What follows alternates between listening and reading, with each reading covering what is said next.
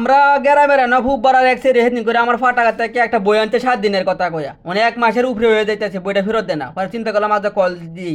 পরে করলাম সাফাইলে আফা আপনি কি বইটা দিবেন না আমি বাড়িতে আইতাম। পরে চিন্তা করলাম যে কলমল দিয়ে লাভ নাই বাড়ির থেকে গিয়ে আজকে বইটা লয়ে আরুমগা।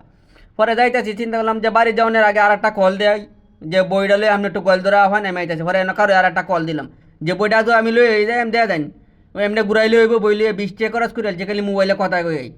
পরে যাইতেছি যে কলজার থেকে বইটা লুই পরে বইটা লুই আইলাম আইন দিয়ে দেখলাম যে কতটি কলা হয়ে রয়েছে কলাটি বড় হইলে কাইতে স্বাদ লাগবো পরে আয়া বললাম তেন আধা ঘন্টা কাটাই আসছি খালি বই আনতাম গে। পরে হঠাৎ করে মনে হচ্ছে কিরে রাস্তার উপরে তো সাইকেল তুই আয়া বসি যদি সাইকেল ছুড়ে নেগা।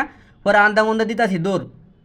পরে সামনে গাইন্দা তাহাই দিই না সাইকেল রাস্তার উপরে আছে সুরে মুড়ে নিছে না কারণ তালা মালা মারতাম মনে নাই। পরে বইটা লুয়ে এনে আইসি চিন্তা করলাম যে এমনি যদি মানছে বই লুয়ে ঘুরে তাহলে কেমনটা লাগে। পরে সাইকেলটা তুটলাম যে উঠতে চিন্তা করলাম তাড়াতাড়ি দোকান খুলে মানছে রাখি সেবা দিকে আগে।